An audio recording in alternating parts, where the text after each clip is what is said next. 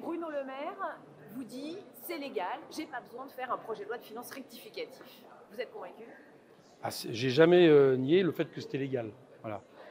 Il est effectivement environ à 1,4% du budget total au lieu de 1,5 autorisé.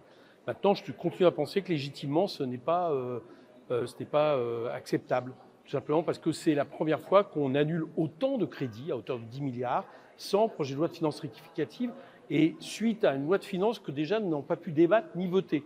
Donc c'est une habitude, comme ça, maintenant, de décider en réalité sans le vote de l'Assemblée, et je pense que c'est mauvais. C'est d'autant plus mauvais, c'est que l'Assemblée avait raison, parce que nous avons été beaucoup à lui dire au moment du débat que 1,4% était absolument impossible.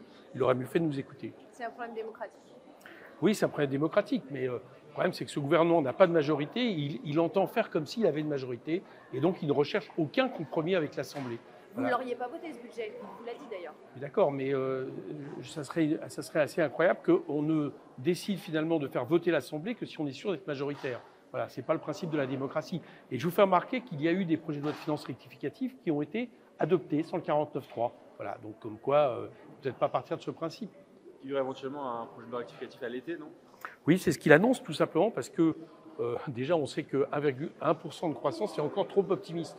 Donc je pense qu'on va encore avoir des réductions de déficit et puis des dépenses aussi, parce que vous vous rappelez qu'il a promis de l'argent aux agriculteurs, qu'il a promis de l'argent pour l'Ukraine, etc. Donc il faudra bien à un moment donné une loi rectificative. Donc on n'est pas sorti de ce point de vue-là de transformation de budget, encore une fois, sans vote de l'Assemblée, parce que je pense qu'il n'y aura toujours pas de vote de l'Assemblée. Sur l'objectif quand même de réduire la dette, comment ne pas être pour? Comment ne pas être pour? Déjà, par exemple, les Américains ne cherchent pas aujourd'hui à réduire la dette comme priorité. Ils pensent que la priorité, c'est de doper la consommation. Et donc, ils ne regardent pas la dette et puis ils regardent la croissance. Et ils ont une croissance bien supérieure à la moyenne européenne. Donc, vous voyez, ce n'est pas une règle comme ça qui serait intangible.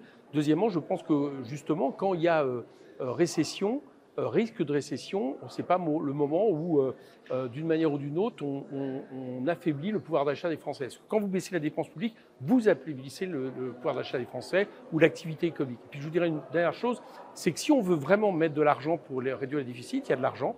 Par exemple, on avait proposé ici 15 milliards d'euros de dépenses fiscales en moins. Par exemple, on a taxé les superdividendes qui explosent et qui permettaient là de ne pas toucher les dépenses publiques sur l'environnement, sur l'éducation, sur la culture, sur